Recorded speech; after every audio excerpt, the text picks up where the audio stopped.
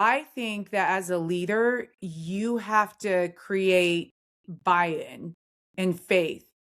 Like, before you get good at something, people actually have to believe that you can be good or believe in the way you want to get to be good, right? So we had this commitment continuum, and I had read it was a sports psychology thing, and I had read about this study. And this sports psychologist had gone into an athletics department after the season had ended, and he asked every coach in that department to rate their players on this commitment continuum. The upper three, there's upper three levels, and there's lower three levels, right? And what he found is that the championship teams, the magic number was you can only have 15% of your team not in the upper level of commitment. Okay. If you have more than 15%, you will not have a winning or a real championship level team. Hmm. So that's 1 in 6 people. So we had rosters of 30, maybe more.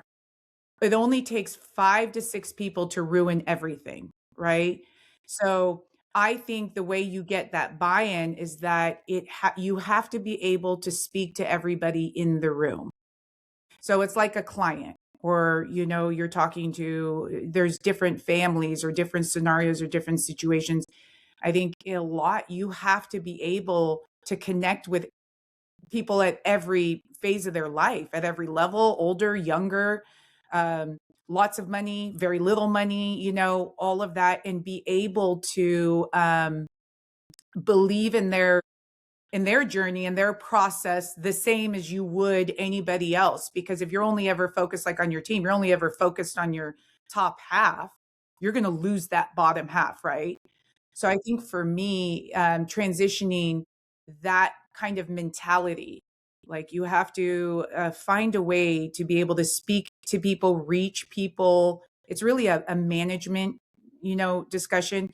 What I think is how that has helped me is that I think I can talk to anybody. And I feel like I've met so many people in life, in college, and then their families and parents, that I feel comfortable. You know what I'm saying? And I feel convicted enough about what I'm doing that I can express that because I have a reason for what I'm doing. If I and it The reason's very meaningful to me. And I think that's also part of it too. Like, people can tell when you're not sincere. They can tell if all you're about is the deal. There has to be a deeper meaning to what you do, and that's so true in coaching as well. The players smell it. If you're not sincere, you don't mean what you say.